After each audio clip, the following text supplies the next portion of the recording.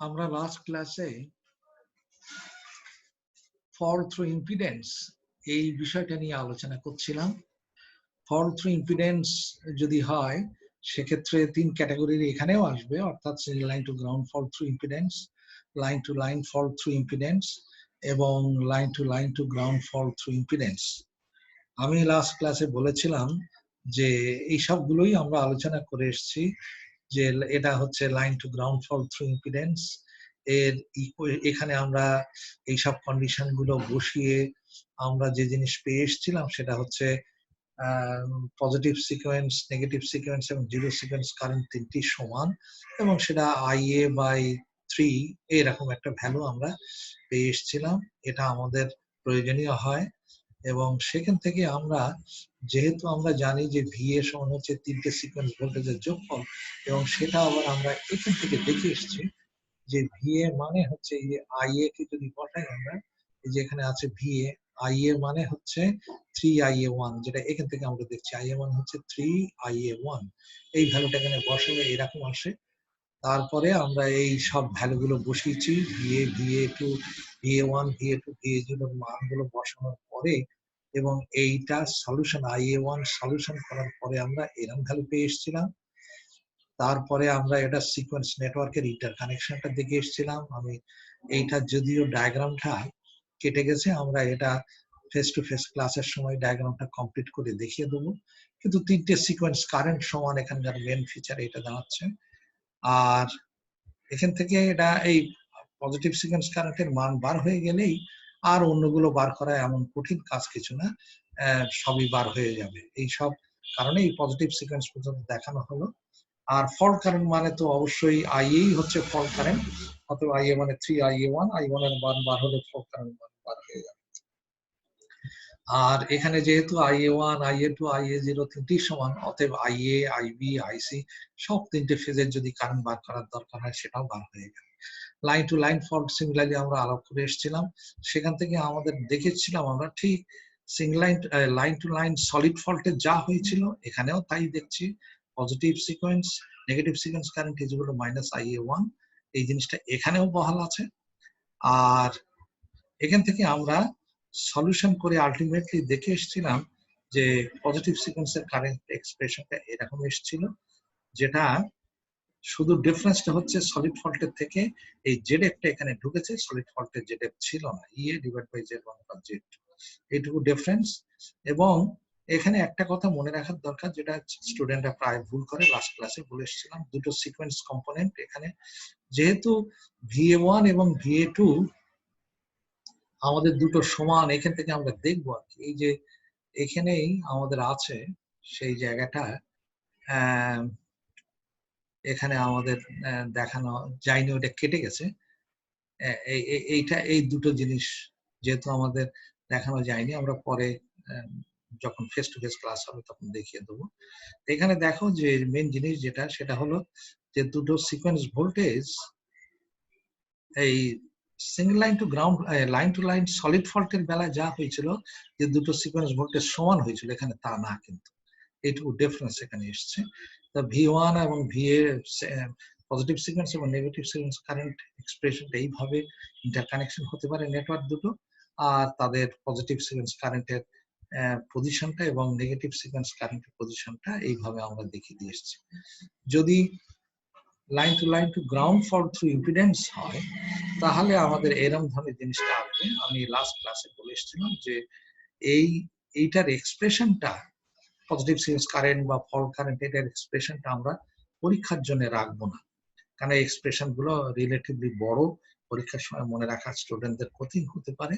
কিন্তু যে জিনিসটা আমরা রাখবো সেটা হলো যে ইকুয়েশন গুলো যদি সত্যিই line to ground fault through impedance আসে, প্রবলেম সলভ করার জন্য এই সব ফর্মুলা গুলো, যেমন নাকি IA0 মান হচ্ছে এরকম, শুধু তফাৎটা এটা হচ্ছে এইরকম, line to ground fault solid fault হলে এইটা হতো, এই যে IA0 সমান হচ্ছে -EA minus IA1 Z1 divide by Z0 হতো, শুধু এই 3ZN এইটা থাকতো না, 3ZF এইটা থাকতো না, কিন্তু থ্রু ইম্পিডেন্স হলে এই 3ZF নামটা এখানে ঢুকছে, এই আর কি। আর যদি IA2 হয় তাহলে এটা আমাদের line to solid fault, line to ground solid fault হলো যা এখানে এক্স্যাক্টলি তাই।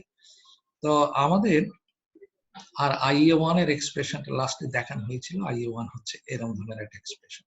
আমি বলে এসেছিলাম যে IA1 এর লাইন টু লাইন সলিড ফল্টের সঙ্গে থ্রু ইম্পিডেন্স ফল্টের যে ডিফারেন্সটা সেটা হচ্ছে এই 3ZF, আদারওয়াইজ এই দুটো এক্সপ্রেশন সেম। এই গেল আমাদের। আর IA1, IA2, IA0 সব বার হয়ে গেল। আমাদের IA, IB, IC এসব বার করা আমাদের জন্য কঠিন। আমরা একটা প্রবলেমে যাই। সেই প্রবলেমটা হচ্ছে, আমি এখানে এটা স্টিভেনসন বইয়ের প্রবলেম, এটা অন্য বইয়ের প্রবলেম। সেখান থেকে আমি এই জিনিসটা দেখাচ্ছি, প্রবলেমটা দেখো। এই টেক্সটটা আর আমি বলছি না, এখানে তোমরা পড়ে নাও। আমি সিস্টেমটা কিন্তু বর্ণনা করে দিই কি এখানে চেয়েছে।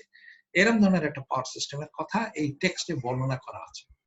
এরকম ধরনের একটা সিস্টেম, অর্থাৎ একটা জেনারেটর পাওয়ার সাপ্লাই দিচ্ছে through transformer and through transmission line, and এই another transformer on the other side, যেটা স্টেপ ডাউন করে এই লোডে দুটো মোটরের কানেকশন এইভাবে কানেক্ট করেছে। এই দুটো সবগুলো কম্পোনেন্টস, যেটা ট্রান্সফরমার দুটোর এবং মোটর দুটোর কানেকশন কনফিগারেশন এবং তাদের বিভিন্ন রেটিং গুলো, প্যারামিটারস গুলো সব এখানে দেওয়া আছে। এই আমাদের এই ডাটাগুলো এখানে দেওয়া আছে। একথা আবারও বলে রাখি, স্মরণ করে রাখি, এখানে দেওয়া আছে সাবটাঙ্গিয়ান রিঅ্যাক্ট্যান্স। প্রত্যেকটা দেখো যে মেশিন গুলো বিশেষ করে সব সাবটাঙ্গিয়ান রিঅ্যাক্ট্যান্স দেওয়া আছে। এটা নিয়ে চিন্তিত হওয়ার কিছু নেই, আগেও বলেছি যে সাবটাঙ্গিয়ান রিঅ্যাক্ট্যান্স মানেই হচ্ছে পজিটিভ সিগন্যালস রিঅ্যাক্ট্যান্স। তাহলে আর এটার এই neutral grounded through 2 ohms resistance, এইটা একটা মনে রাখো। এটা কিন্তু ইন্ডাকট্যান্স না, এটা রেজিস্ট্যান্স। এখানেও রেজিস্ট্যান্স, আর এটা আনগ্রাউন্ডেড নিউট্রাল। এরকম ধরনের একটা প্রবলেমের এরা বলতে চাচ্ছে কি, যে পয়েন্ট পি, এই লাইনের সব রিঅ্যাক্ট্যান্স গুলো দেওয়া আছে। দেখো পজিটিভ আর নেগেটিভ সিকোয়েন্স রিঅ্যাক্ট্যান্স এর মান সমান 80 ohms, আর X00 সিকোয়েন্সটা হচ্ছে 200 ohms। ফল্টটা এরকম একটা জায়গাতে, পয়েন্টটা পি, এখানে ফল্ট হচ্ছে। কিন্তু এখানে দেখো নর্মাল রেটিংটা হচ্ছে এটার 13.8 কেভি। ট্রান্সফরমার একটু উল্টো ধরনের আছে, 13.2, আর এই সাইড আছে 115।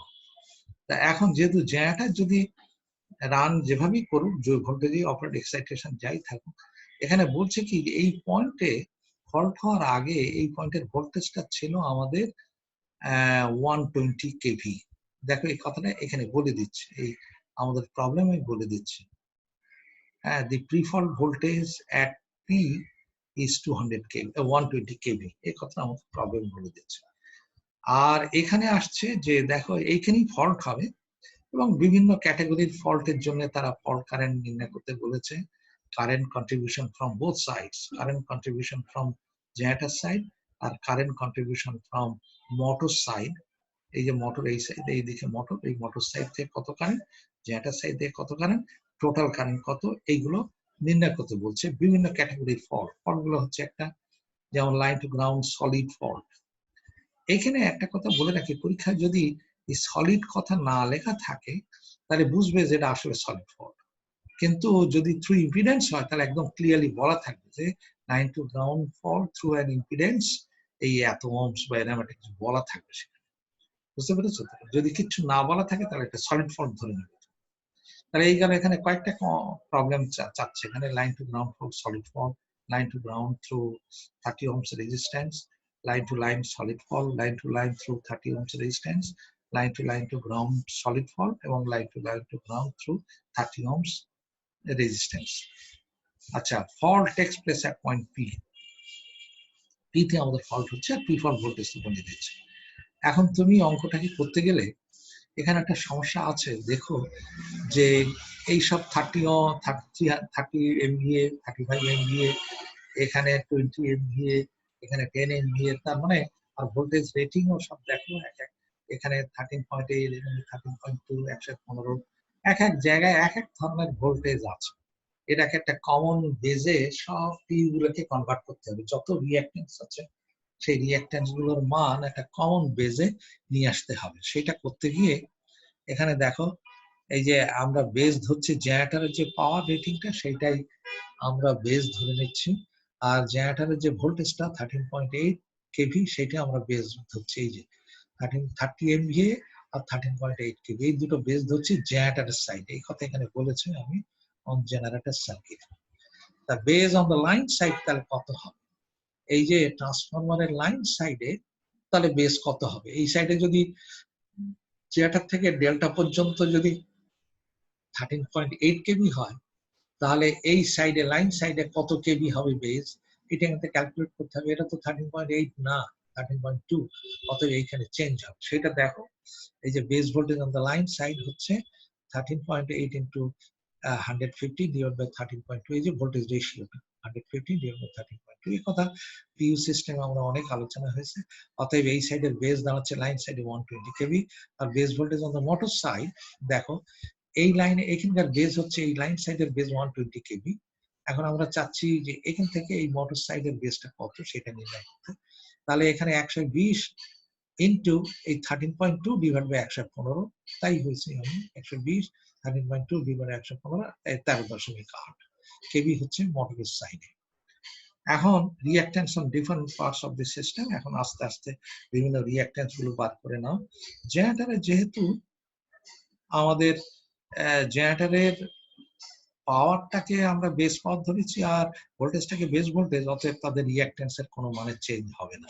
এই রিঅ্যাকট্যান্স গুলো সব এই অপরিবর্তিত থাকছে। তার মানে এখানেও আমাদের জেনারেটর এই সাপ্লাইয়ের রিঅ্যাকট্যান্স মানে পজিটিভ সিকোয়েন্স 0.15, x2 0.15, x0 0.05 যেটা দেওয়া আছে এটা অপরিবর্তিত থেকে যাচ্ছে। এখন নিউট্রালের রিঅ্যাকট্যান্সটা দেখো, নিউট্রালে 2 ohms আছে আমাদের এখানে। 2 ohmsটা তার মানে এখানে 3Zn হবে, তাহলে 3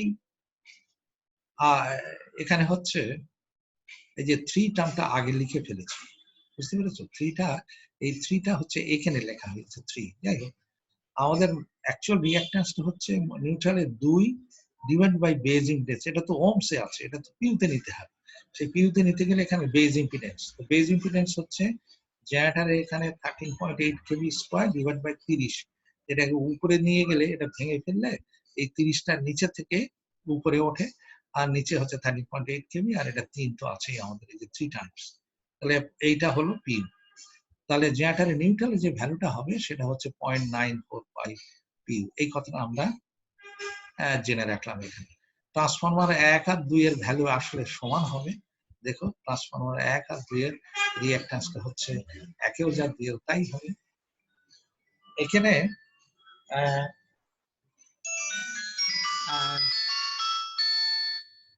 একটু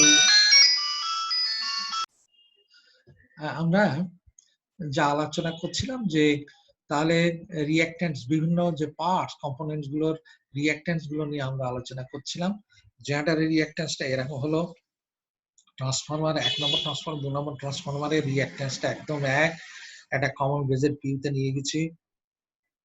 তারপরে লাইনের যে রিঅ্যাকট্যান্স পজিটিভ আর নেগেটিভ রিঅ্যাকট্যান্সটা দেওয়া আছে দুটোই সমান 80 ohms, তাকে আমরা বেজ ইম্পিডেন্স দিয়ে ভাগ দিচ্ছি। বেজ ইম্পিডেন্স মানে হচ্ছে এই যে base kV square divide by base MVA, তার মানে বেজ এমভিএটা উপরে উঠে গেল 30 ডিভাইড বাই 120 এমভিএ, এরকম স্কয়ার হলো। এটা হচ্ছে যে লাইনের। আর জিরো সিকোয়েন্স রিঅ্যাকট্যান্সটা দেওয়া আছে এখানে প্রশ্নে দেওয়া আছে 200 ohms, সেখান থেকে বেজ ইম্পিডেন্স দিয়ে ভাগ দিয়ে আমাদের এই যে 0.146 হলো। মোটর 1 নম্বর মোটরের এই যে দেখা যাচ্ছে পজিটিভ আর নেগেটিভ সিকোয়েন্স সাবটেনজেন্ট দেওয়া আছে, আসলে এটাই পজিটিভ নেগেটিভ দুটি সমান, এবং এটা কমন বেজে নিয়ে গেলে আমরা এইরকম ধরনের পাচ্ছি।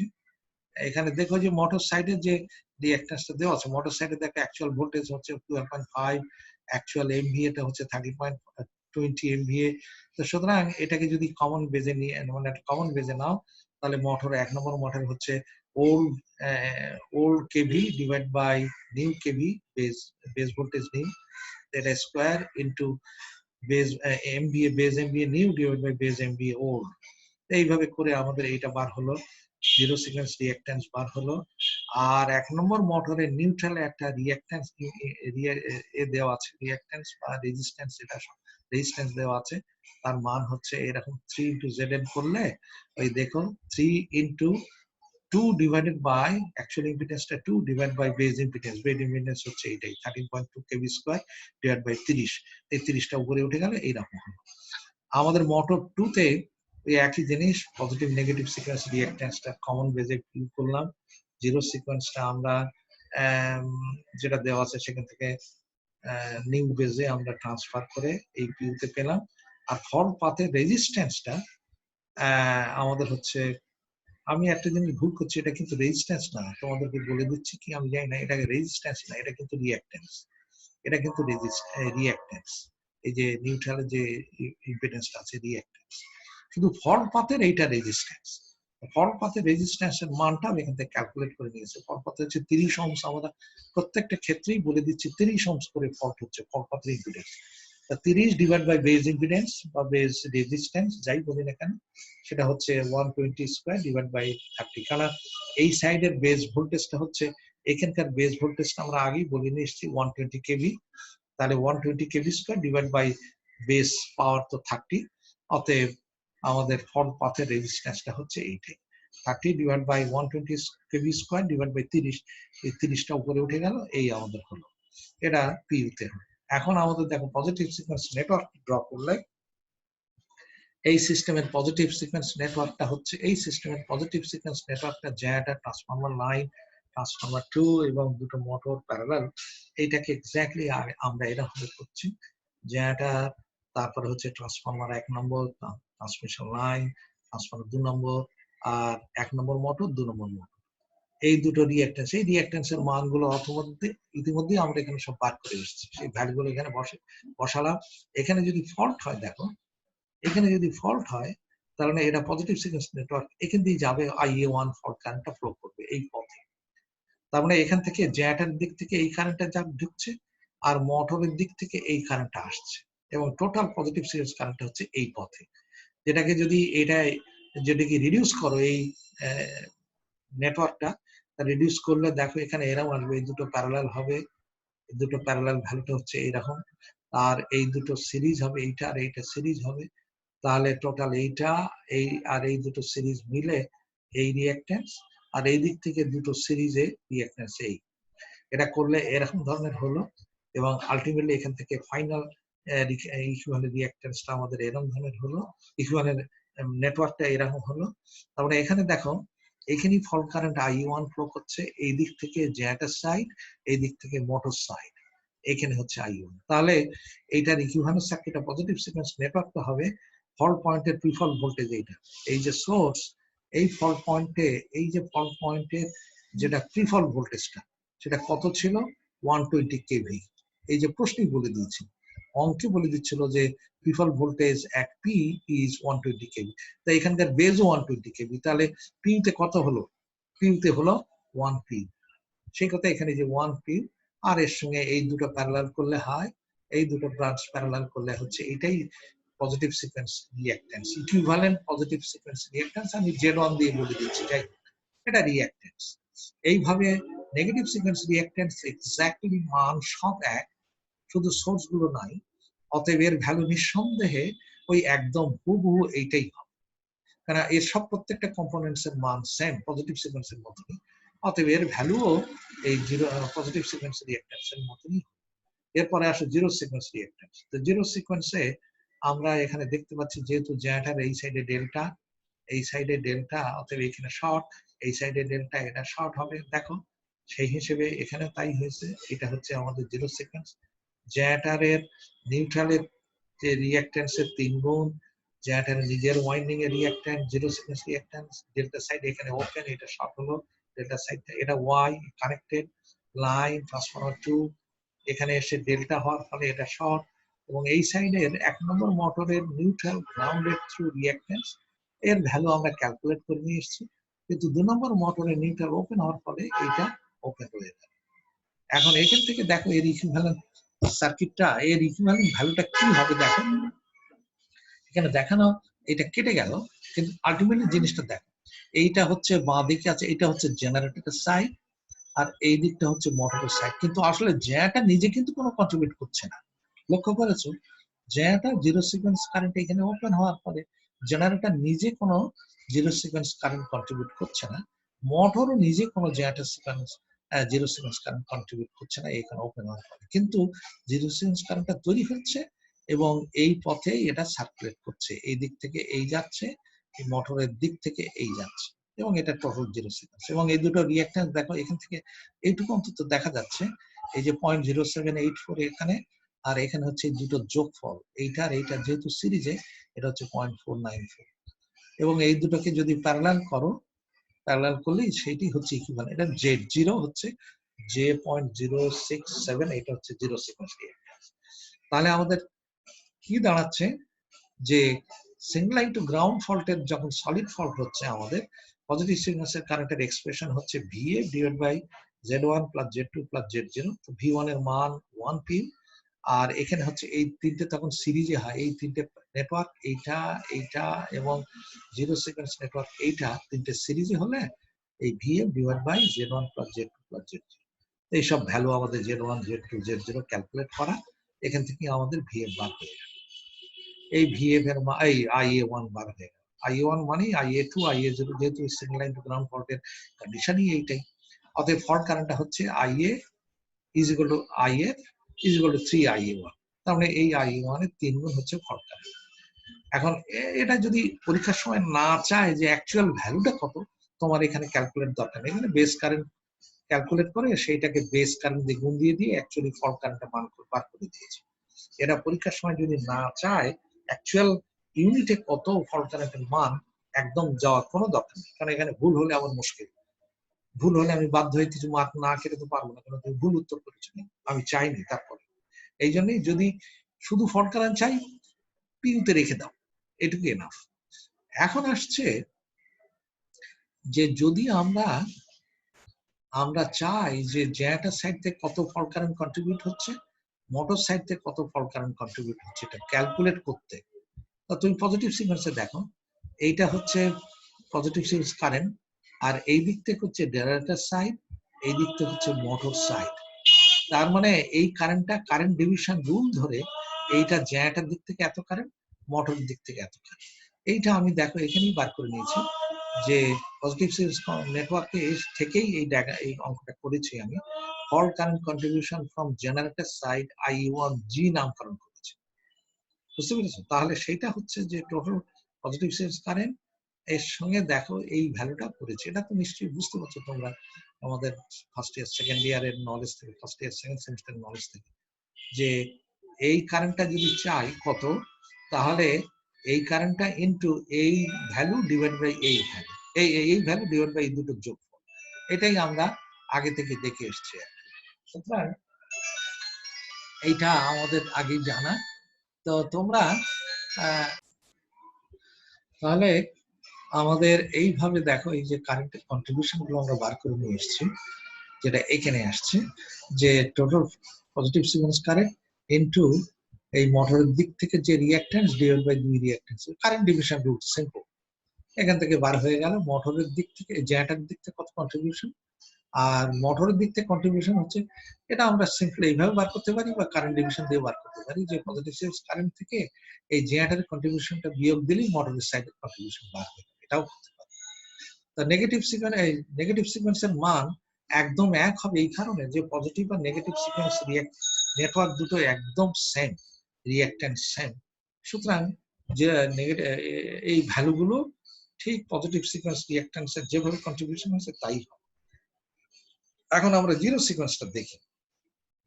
জিরো সিকোয়েন্সে এসেও তাই, আমাদের জিরো সিকোয়েন্সের নেটওয়ার্কে আসতে হবে। এই জায়গাটায় কেটে গেছে আর কি, এখানে হচ্ছে IA0, এই পথটায় হচ্ছে IA0। তা জেনারেটরের সাইড থেকে কন্ট্রিবিউশন হবে IA0 ইনটু এই রিঅ্যাকট্যান্স ডিভাইডেড বাই এই দুটো রিঅ্যাকট্যান্সের জন্য, আর মোটর সাইড থেকে হবে এই zero sequence reactance, zero sequence current into এই রিঅ্যাকট্যান্স, জেনারেটর দিক দিয়ে রিঅ্যাকট্যান্স ডিভাইড বাই দুটো যোগ বা বিয়োগ করে দিলেও হবে। এটা দিয়ে আমরা মোটরের জেনারেটর এবং মোটরের দিক থেকে কন্ট্রিবিউশন বার করে নিয়েছি। অতএব fault current contribution from generator side করতে গেলে আমাদের আসবে এই IA1G, IA2G, IA0G, এই তিনটে কারেন্টের যোগ করলেই আমাদের জেনারেটর সাইড থেকে কত ফল্ট কারেন্ট কন্ট্রিবিউট করছি সেটা বার হয়ে আসবে।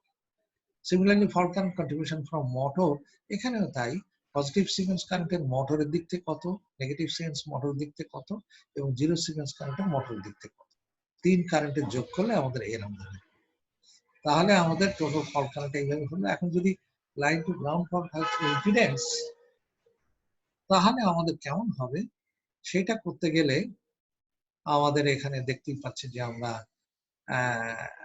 ইকুয়েশনটা একদম সে আগের মতনই, শুধু তফাৎটা হচ্ছে 3ZF, যে পজিটিভ সেন্সের কারেন্টের এক্সপ্রেশনের সলিড ফল্টের মতনই হচ্ছে, শুধু এই 3ZF ফল্ট পজিটিভ ইম্পিডেন্স তার 3 গুণ এসে ঢুকছে।